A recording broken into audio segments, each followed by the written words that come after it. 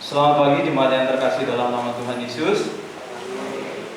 Kami juga mengucapkan selamat pagi bagi jemaat yang mengikuti ibadah ini secara virtual di rumah kita masing-masing. Kita menyimak warta jemaat nomor 914 minggu ini tanggal 17 Januari yang melayani pengkhotbah Bapak Pendeta Yuda Sudarno, liturgis Bapak Hendrikius Teguh, organis Ibu Iris, kolekte nanti dilayani oleh Ibu Nuria Indrayati dan Ibu Asmara Lihati.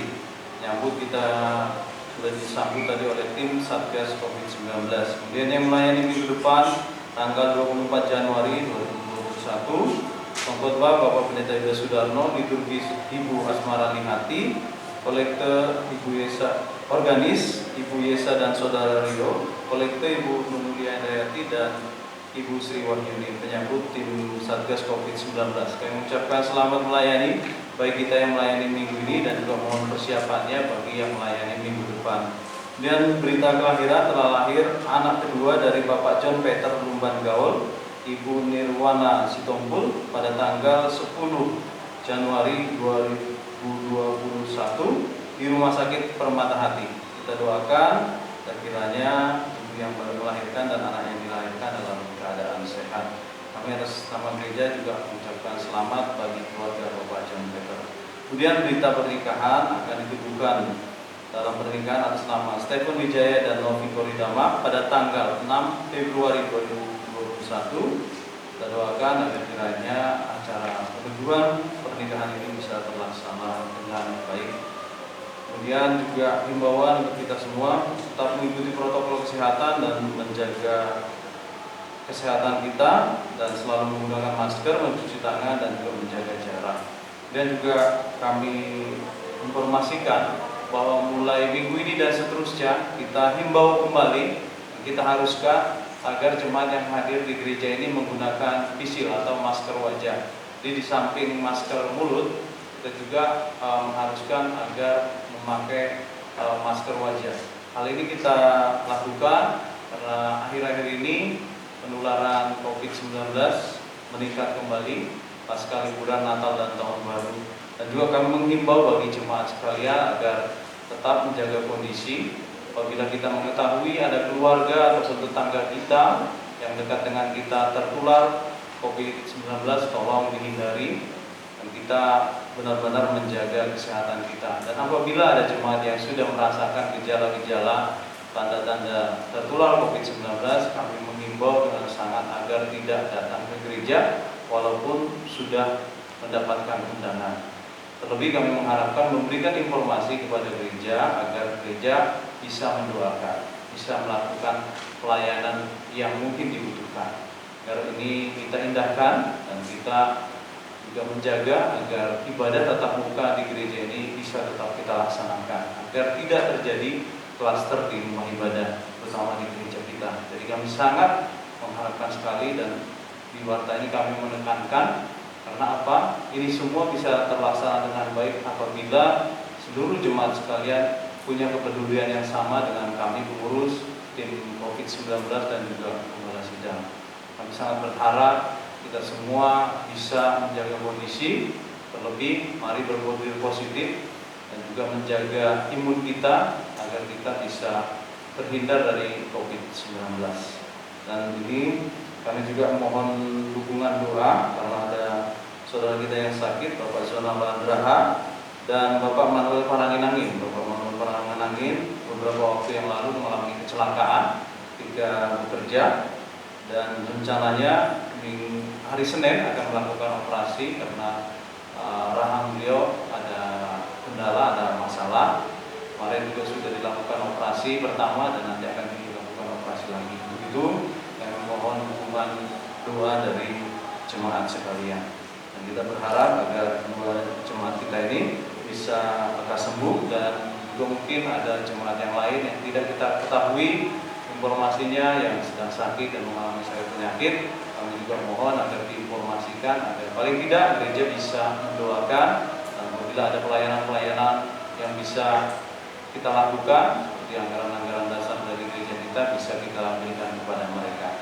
Kemudian berita persembahan kita bisa lihat di sana kantong 1, 2, dan 3 pada minggu yang lalu 10 Januari Dan juga ada ucapan syukur, mohon koreksinya. Dan sekali lagi terima kasih atas persembahan yang diberikan oleh jemaat sekalian. Demikian Bapak Ibu sekalian, warta jemaat yang kami sampaikan. Terima kasih atas perhatiannya. Kami ucapkan selamat berbakti.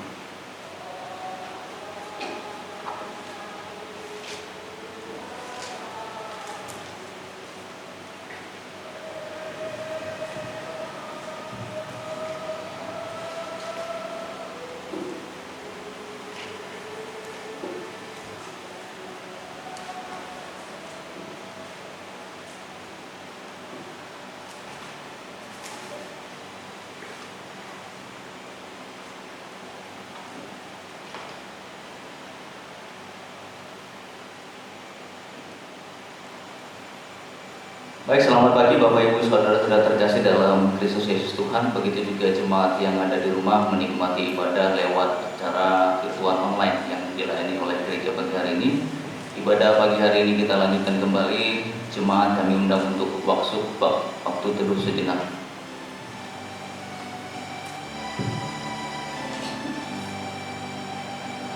Sebab kamu tahu bahwa ujian terhadap imanmu itu menghasilkan ketekunan.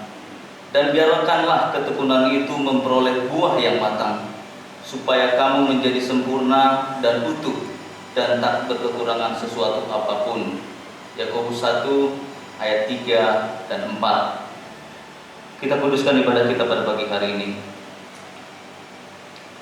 Pertolongan kami datang dari Allah yang menciptakan langit dan bumi, yang tidak pernah meninggalkan pekerjaan tangannya, dan yang setia selama-lamanya.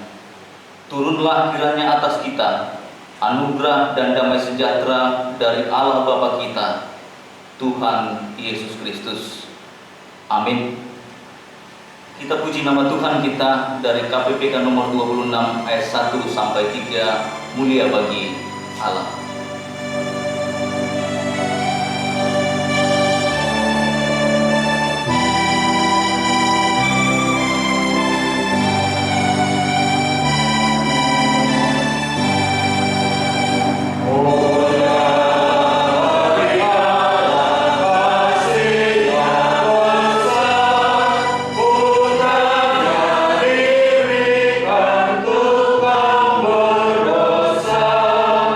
Yeah.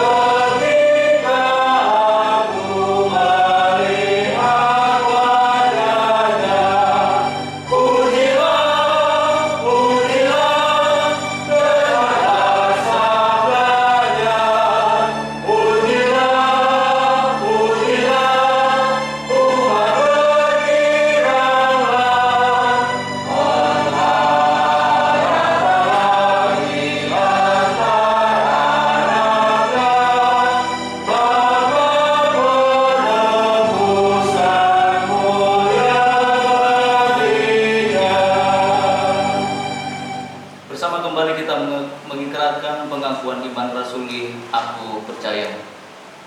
Aku percaya kepada Allah, Bapa yang Maha Kuasa, Hari langit dan bumi, dan kepada Yesus Kristus, Anaknya yang tinggal di Tuhan kita, yang dikandung dari Roh Kudus, lahir dari Abraham, yang menderita sengsara, di bawah pemerintahan Pontius Pilatus, disalib, mati dan dikuburkan, turun ke dalam kerajaan Allah, pada hari yang ketiga bangkit pula dari antara mati, naik ke surga, duduk di sebelah kanan Bapa yang Maha Kuasa, Anak akan datang dari sana untuk menghakimi orang yang hidup dan yang mati.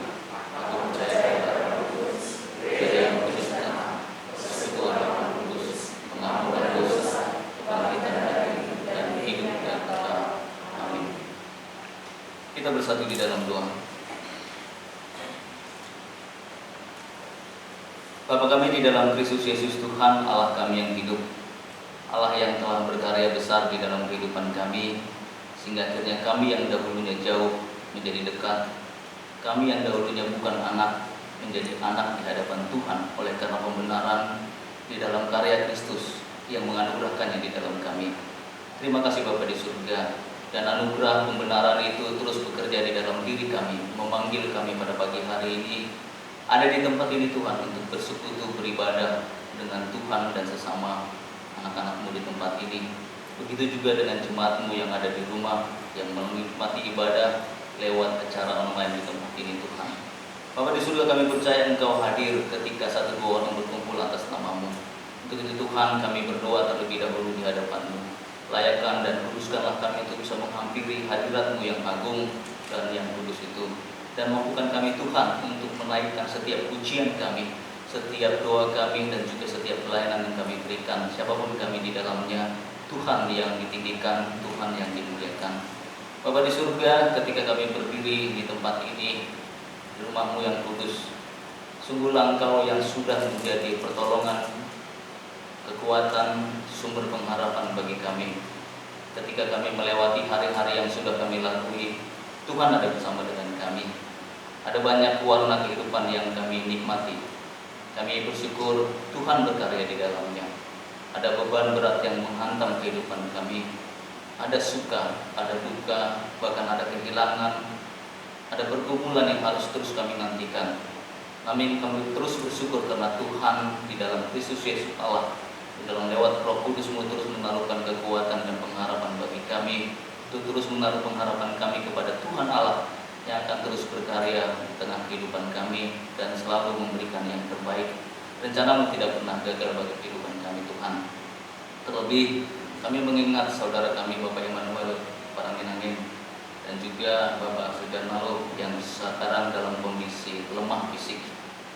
Bapak Immanuel Parangin-Angin baru saja mengalami kecelakaan Tuhan, dan kami bersyukur Tuhan tangan-Mu hadir memberikan pertolongan, hadir menuntun sehingga akhirnya Bapak Immanuel boleh di dalam perawatan dan melalui masa operasi yang sudah dilakukan di rumah sakit. Itu bukti kehadiran Tuhan bekerja di sana, dan kami percaya kehadiran Tuhan pun akan terus bekerja ketika hari Senin nanti akan ada perawatan secara khusus, operasi selanjutnya kami taruhkan dalam pengasihan Tuhan. Begitu juga dengan Bapak Sudarmala yang sedang dirawat di rumah sakit. Tuhan kemurahan-Mu terus bekerja di dalamnya. Bahkan kami juga berdoa untuk jemaat Tuhan yang lainnya yang dalam kondisi lemah fisik.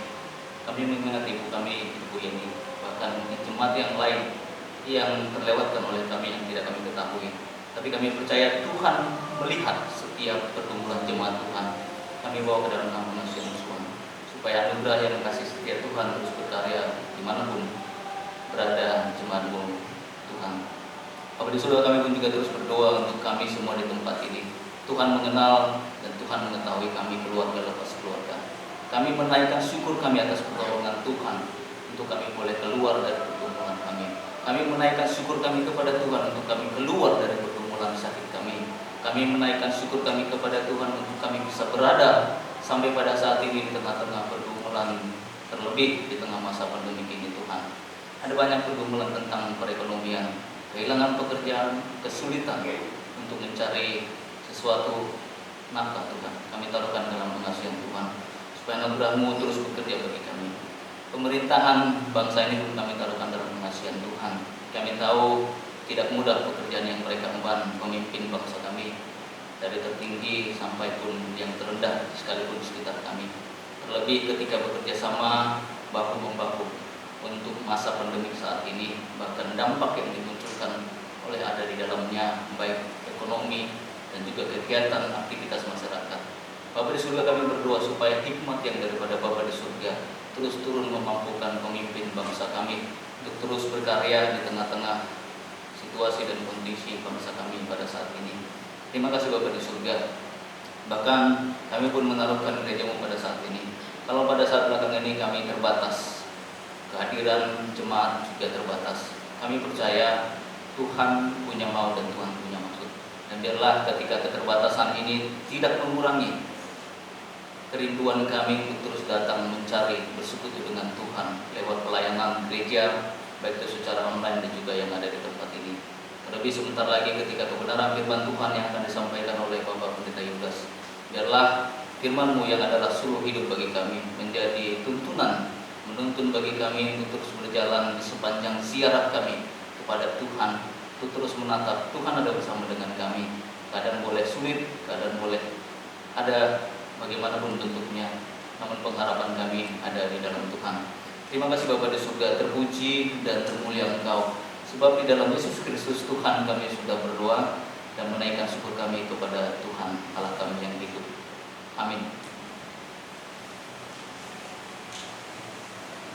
Kita kembali naikkan pujian bagi nama Tuhan dari KPBK 145 ayat 1 sampai 3. Jangan sedih dan kecewa.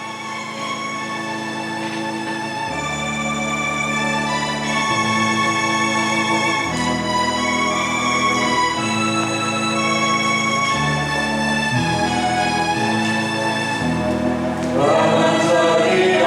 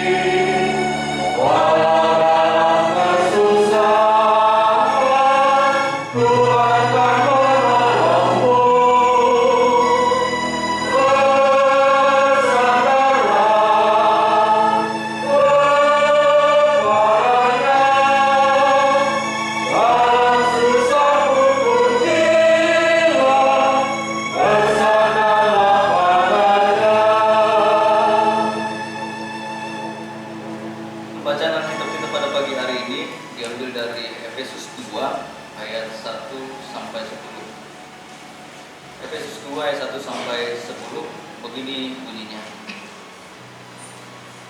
Semuanya adalah kasih karunia. Efesus 2 ayat 1 sampai 10. Kamu dahulu sudah mati karena pelanggaran-pelanggaran dan dosa-dosamu. Kamu hidup di dalamnya karena kamu mengikuti jalan dunia ini. Karena kamu mentaati penguasa kerajaan angkasa, yaitu roh yang sekarang sedang bekerja di antara orang-orang durhaka. Sebenarnya dahulu kami semua juga terhidup di antara mereka. Ketika kami hidup di dalamnya, hawa nafsu daging dan menuruti kehendak daging dan pikiran kami yang jahat. Pada dasarnya kami adalah orang-orang yang harus dimurkai, sama seperti mereka yang lain. Tetapi Allah yang kaya dengan rahmat oleh karena kasih-Nya yang besar yang dilimpahkannya kepada kita, telah menghidupkan kita bersama-sama dengan Kristus, sekalipun kita telah mati oleh kesalahan-kesalahan kita. Oleh kasih karunia kamu diselamatkan. Dan di dalam Kristus Yesus Ia telah membangkitkan kita juga dan memberikan tempat bersama-sama dengan Dia di surga, supaya pada masa yang akan datang Ia menunjukkan kepada kita kekayaan kasih karunia-Nya yang melimpah sesuai dengan kebaikan-Nya terhadap kita dalam Kristus Yesus. Sebab karena kasih karunia kamu diselamatkan oleh iman.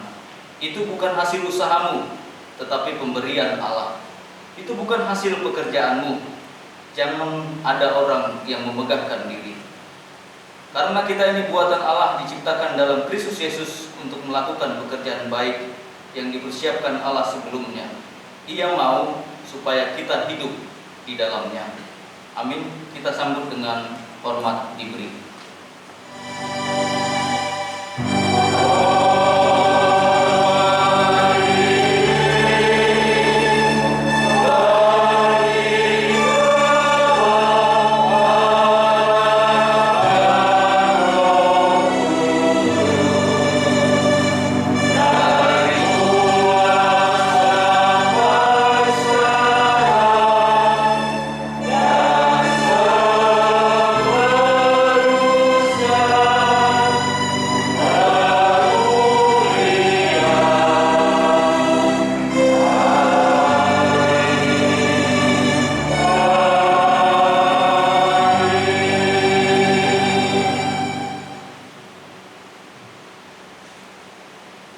Kita masih puji nama Tuhan kita dari KPPK nomor 193 ayat 1 sampai 3.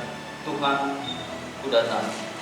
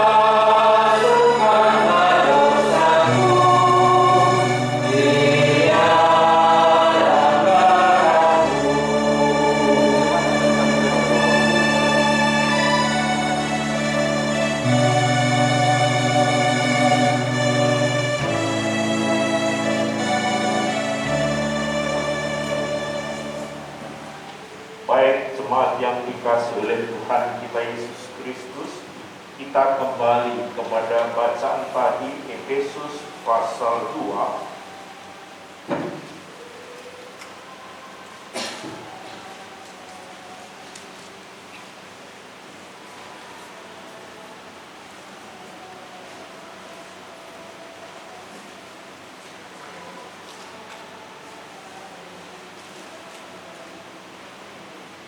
Kita akan merenungkan dengan satu tema Allah peduli. Untuk mengerti bahwa Allah peduli, kita akan baca yang sudah dibaca tadi ayat 1 sampai 10, tapi saya mulai dari ayat 10. Nah, kita balik. Untuk mengerti bagian ini, saya akan balik pembacaannya.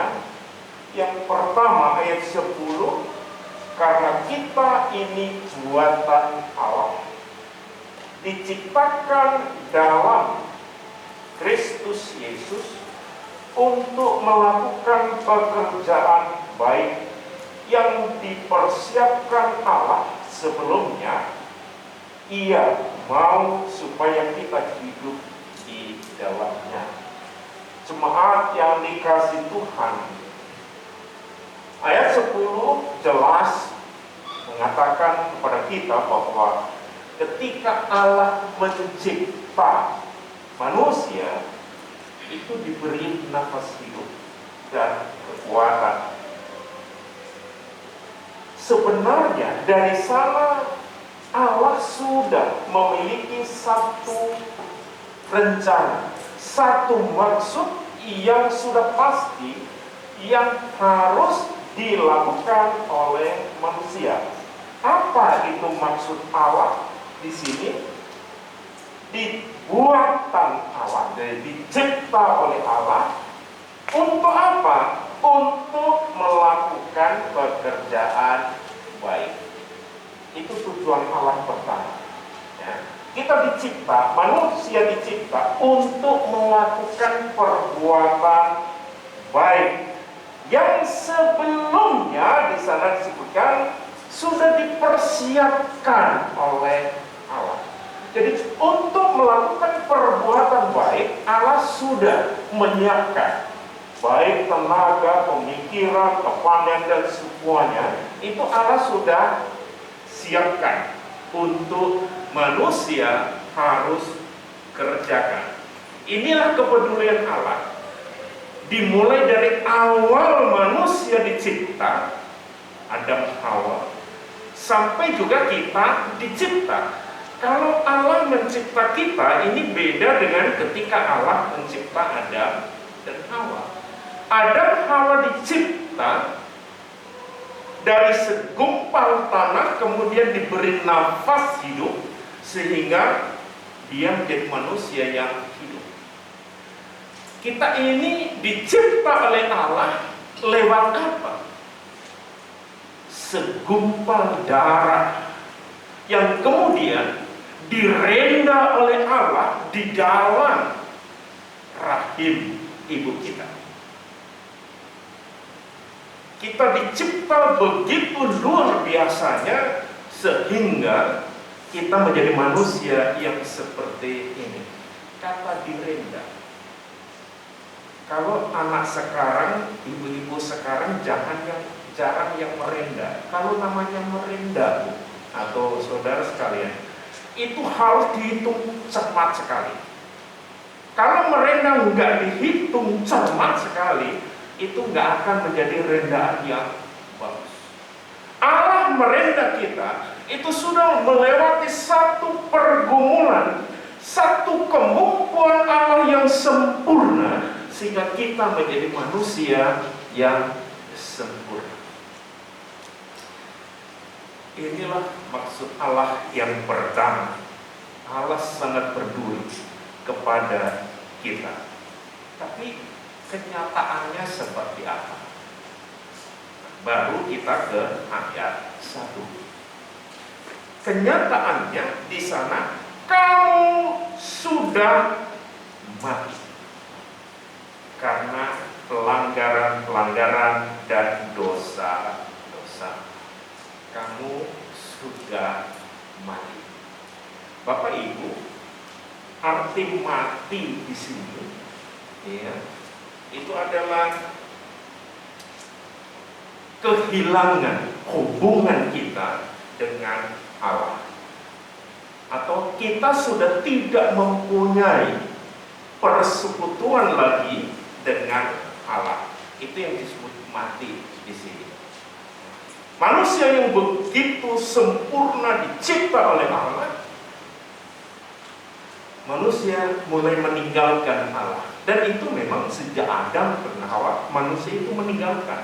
Nah, ketika kita meninggalkan persekutuan dengan Allah, maka Allah mengatakan, kamu mati. Mati dengan cara apa?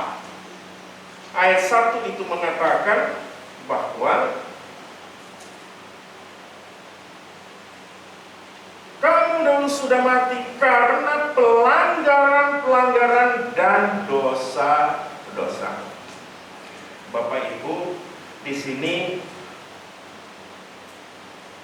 firman Allah memberitahu kepada kita bahwa ada satu kesalahan besar yang dibuat oleh manusia yang dicipta begitu sempurna, di mana Allah sangat peduli pada manusia. Tapi manusia melakukan pelanggaran besar. Ya. Pelanggaran itu apa di sini? Mati karena pelanggaran dan dosa. Ada dua kata, pelanggaran dan dosa. Kalau kita kembali ke ayat ini, kemudian dari bahasa aslinya, itu akan kelihatan yang dimaksud dengan pelanggaran. Ya. Apa sih pelanggaran di sini? Di dalam bahasa aslinya itu paraktoma. Ya, pelanggaran itu paraktoma. Artinya adalah, kalau diartikan bahasa Indonesia secara apa adanya, itu artinya adalah tergelincir atau jatuh. Ya. Kamu melakukan sesuatu yang paraktoma, yaitu tergelincir dan atau jatuh. Orang kalau tergelincir atau jatuh berarti dia kehilangan arah. Ya, mestinya jalan ke sana, karena dia tergelincir, arahnya berubah. Ya. Dia mempunyai jalan yang salah, jalan yang arahnya beda dengan apa yang sudah diarahkan oleh Allah. Sehingga orang yang paraktoma itu adalah orang yang tersesat. Ya. Kenapa? Karena mengikuti jalan yang salah. Jadi kalau di sini kamu telah melanggar. Apa pelanggaran? Kamu mengikuti jalan yang salah. Jalan yang salah. Jalan yang salah itu karena apa? Di ayat-ayat sebelumnya itu disebutkan nantinya di sana. Nanti saya jelaskan, tapi kita akan ke kata dosa dulu. Yang pertama pelanggaran, yaitu paraktoma, mengikuti jalan yang salah. Walaupun ada jalan yang benar, seringkali orang tahu ini jalan yang benar, tapi orang memilih jalan yang salah, yang sesat. Dan itulah kesalahan manusia yang sangat fatal. Adam pertama tahu perintah Allah itu adalah sempurna dan murni, tapi dia tahu, oh ini perintah Allah, tetapi dia melanggar perintah itu dan mengikuti siapa? Mengikuti roh zaman itu. Ini yang disebut dengan iblis. Kemudian yang kedua di sana disebutkan, Tuhan katakan dan dosa. Apa kata dosa di dalam ayat ini?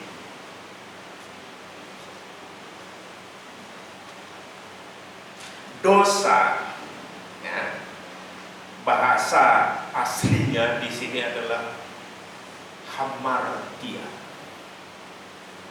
Ya, pelanggaran itu paraptoma, ya.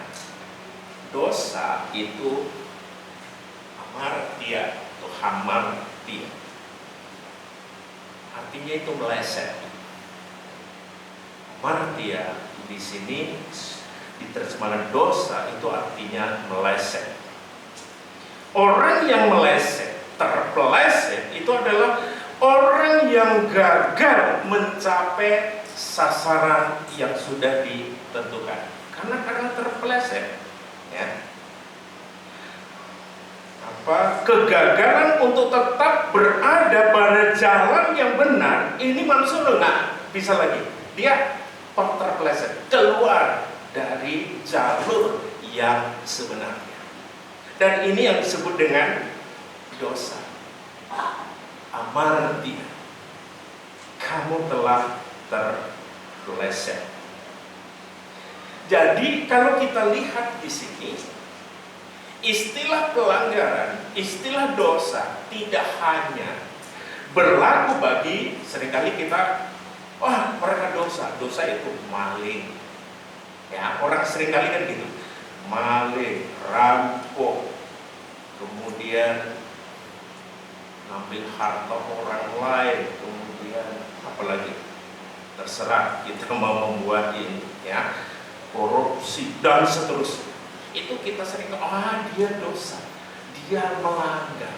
Tapi kalau kita selidiki hari ini, berarti manakala kita tidak mengikuti, kita sudah keluar dari jalur yang benar, itu berarti kita juga sudah dosa.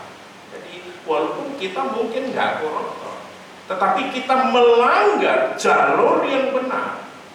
Sebagai ibu, kita sudah nggak melakukan tugas kehidupan misalnya. Jadi jalur kita sudah selesai. Sebagai bapak, kita nggak melakukan tugas kebapaan kita. Sebagai anak, kita sudah tidak melakukan berjalan di dalam posisi kita sebagai anak. Sebagai anggota gereja, anggota masyarakat, anggota negara, kita tidak melakukan itu dengan baik. Nah, kita mengatakan kamu sudah melanggar dan berdosa. Jadi dosa dan pelanggaran di sini begitu kompleks kalau kita perhatikan dengan baik. Melihat itu semua, bagaimana sikap Allah? Ya.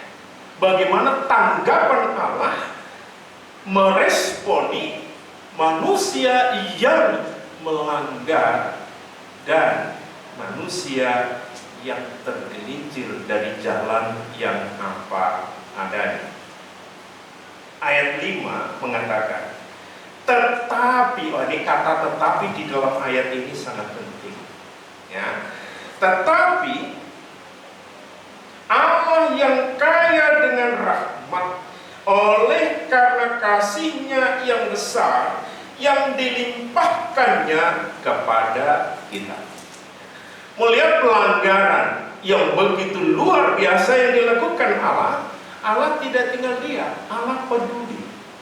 Maka di sana tetapi, ya, Allah yang kaya dengan rahmat.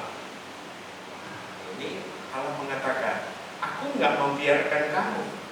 Tapi ketika kamu tergelincir, kamu jatuh, kamu keluar dari jalan yang sebenarnya, aku mempunyai kasih karunia. Aku mempunyai satu pemberian yang luar biasa yang aku akan tetap berikan kepada. Ini yang luar biasa. Allah, maka tadi saya katakan, hari ini kita merenungkan satu tema, Allah peduli. Ayat seterusnya itu mengatakan, ya, ayat 5, telah menghidupkan. Jadi tadi yang pertama mati, ya, kata mati yang di ini ayat 1, ya, manusia mati, yaitu manusia sudah lepas hubungannya dengan Tuhan. Tetapi kasih karunia Allah di dalam Yesus menghidupkan, ayat 5, telah menghidupkan kita bersama dengan siapa? Dengan Kristus.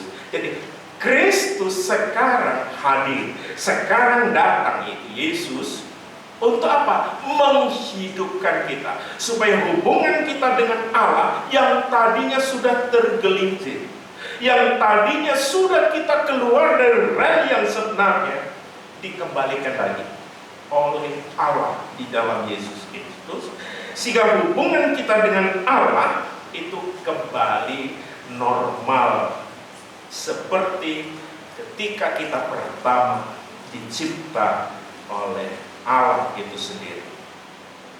Pertanyaannya kan begini, apa itu mungkin bahwa Allah betul-betul memperhatikan kita? Ayat ini mengatakan bahwa itu selalu mungkin. Karena apa? Karena kasihnya begitu besar, di situ disebutkan. Karena anugerahnya begitu besar. Karena anugerah kasih Allah itu besar, di sini sama dengan sempurna, maka Dia tetap bisa mengampuni manusia, bisa mengembalikan manusia kembali kepada jalan yang benar. Inilah sesuatu yang sangat luar biasa. Kemudian seterusnya, bagaimana ya supaya kita mendapat kasih karunia Allah itu yang sudah diberikan kepada kita, supaya kita tidak tergelincir lagi, kita kembali kepada rel yang sebenarnya. Lewat apa kita bisa menerima kepedulian Allah itu? Di sini disebutkan bahwa ayat 8, sebab karena kasih karunia kamu diselamatkan oleh imanmu.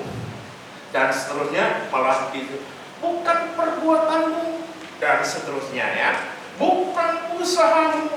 Jadi kamu jangan memegahkan diri, bukan pekerjaanmu, tapi lewat iman. Ya, jadi kita bisa menerima kasih karunia Allah itu lewat iman. Ya, kalau lewat iman berarti kita harus melakukan satu tindakan, dan itu bukan kasih karunia. Misalnya kita katakan begitu, enggak. Karena disebut iman, iman itu juga pemberian Allah. Bukan dengan sendirinya kita punya iman, enggak. Setiap manusia itu diberi iman, diberi bibit oleh Allah untuk mempercayai Allah. Tinggal manusia mau nggak mengembangkan iman itu di dalam kebenaran sesuai dengan rencana dan firman-Nya. Jadi lewat iman kita bisa menemukan kasih karunia Allah yang diberikan dengan pengorbanannya mati di salib yang dilakukan oleh Tuhan kita Yesus Kristus. Bapak, Ibu, dan saudara sekalian,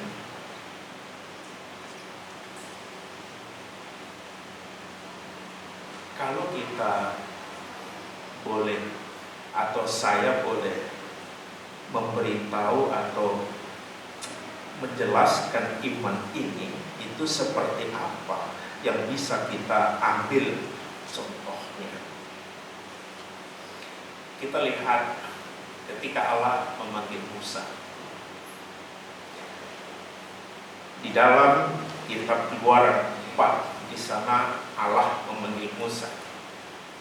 Dan Musa pimpin bangsa ini keluar. Musa bilang apa?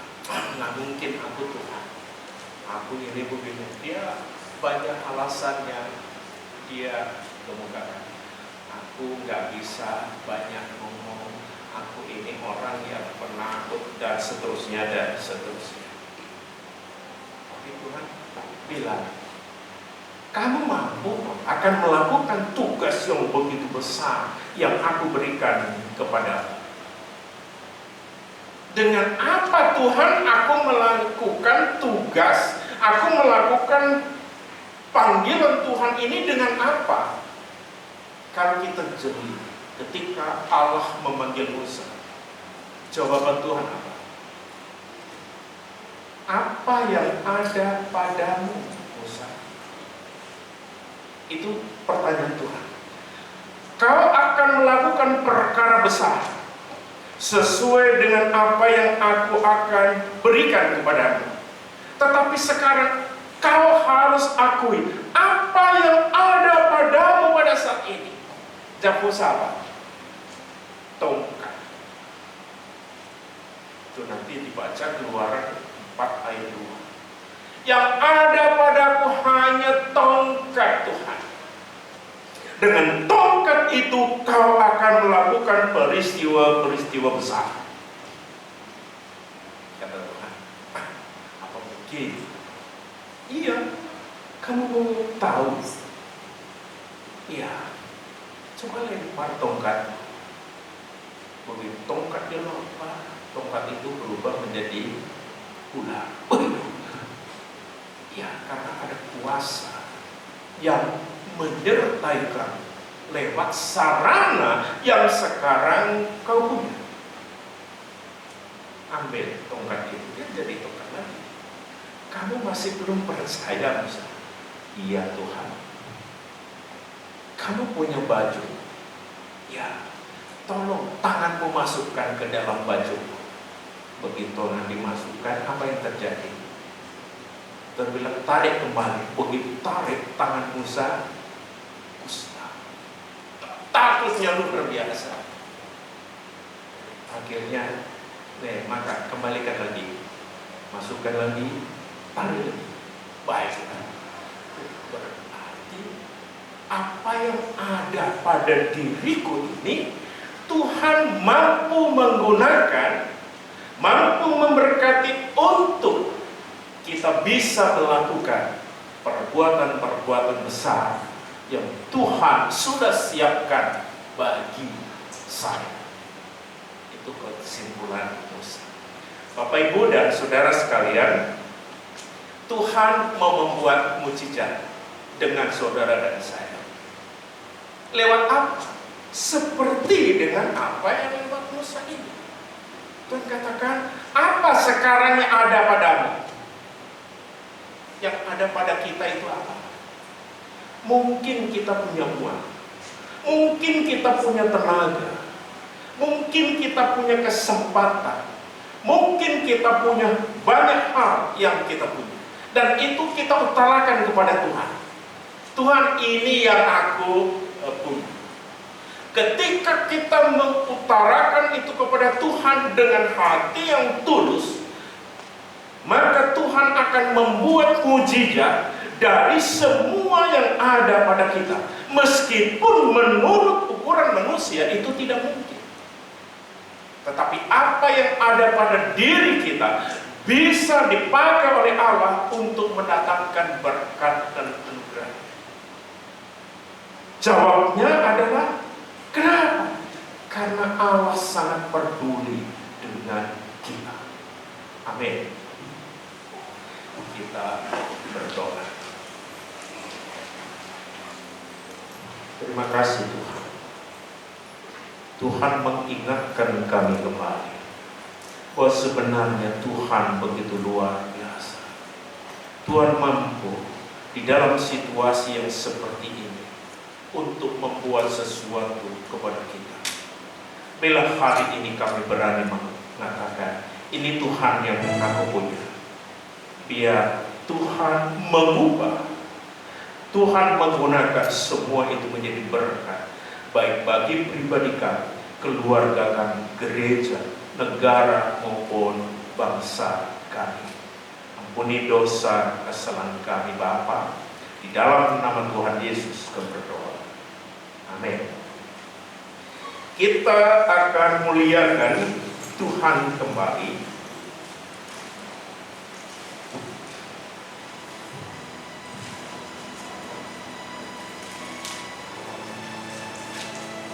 dengan pujian nomor 197.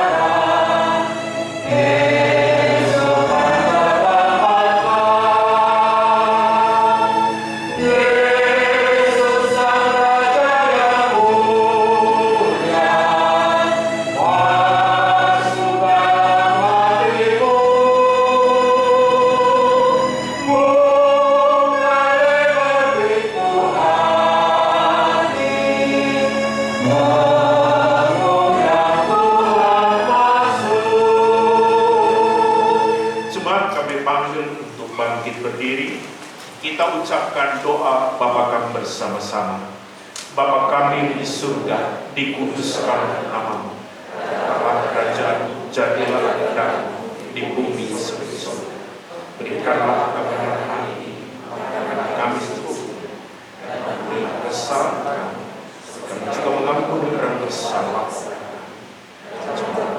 Coba lepaskan daripada jahat, kerajaan dan kuasa dan kemuliaan sampai selama.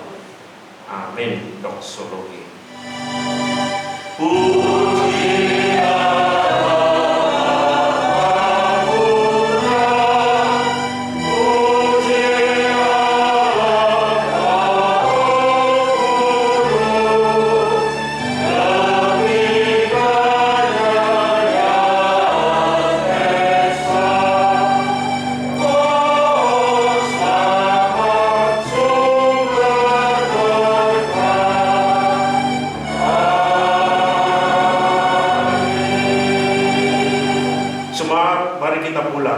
Kita mempercayai sabda Allah, kita melakukan di dalam hidup kita sehari-hari, dan kita pula mohon berkat-Nya. Anugerah Tuhan kita Yesus Kristus, kasih sayang Allah Bapa, persekutuan di dalam Roh-Nya yang kudus, bersama dengan kita pada siang hari ini sampai kekal selama-lamanya. Amin.